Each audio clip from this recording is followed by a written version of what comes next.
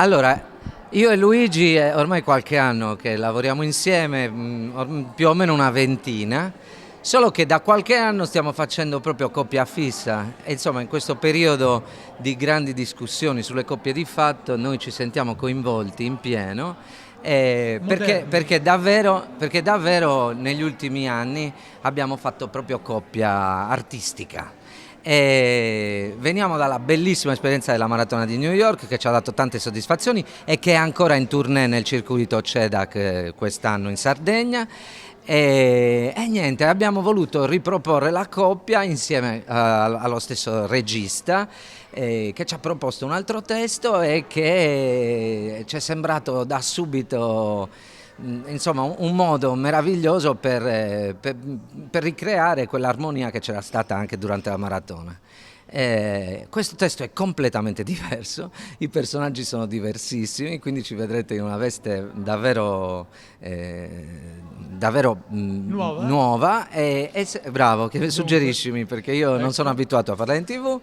E io direi che è un testo veramente interessante e pieno di sentimento. Mi piace dire che in questo periodo è uno spettacolo molto originale perché è romanticissimo. Io trovo uno spettacolo veramente romantico e quindi se avete voglia insomma, di parlare un po' di sentimenti, venite a vedere lo spettacolo perché vale la pena. Adesso passo la parola al mio socio Luigi. Eccoci.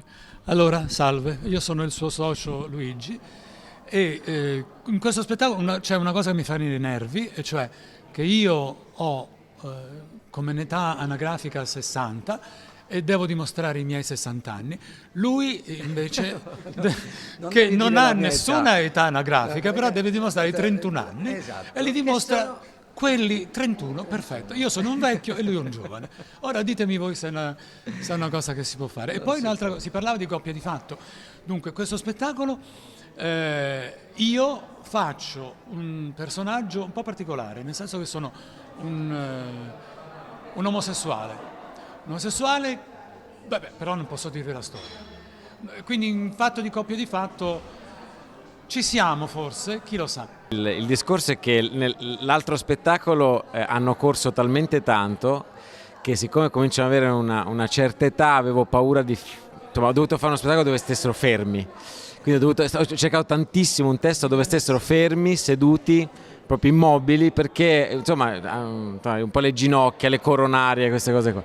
Allora siamo andati, ovviamente stiamo scherzando, siamo andati su un testo molto, dove c'è molto sentimento però non è sentimentale e dove viene affrontata in un modo molto bello la dinamica fra un padre e un figlio.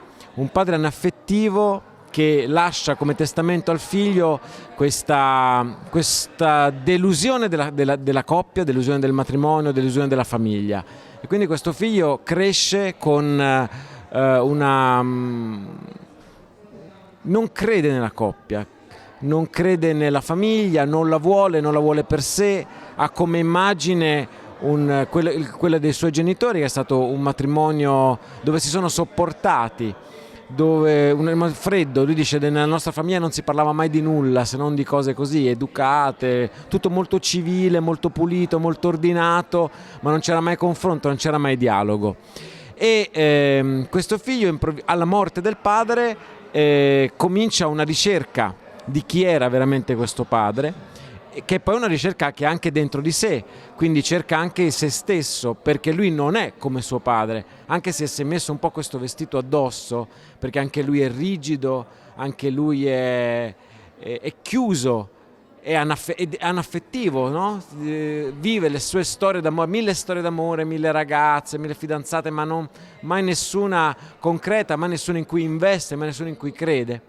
E quindi vive questa trasformazione, attraverso la ricerca del padre scopre anche un sé diverso, aiutato da un mentore che trova sul suo cammino e che è appunto Gigi, il personaggio omosessuale della storia, e che gli apre gli occhi e gli spiega chi è lui e chi era il padre.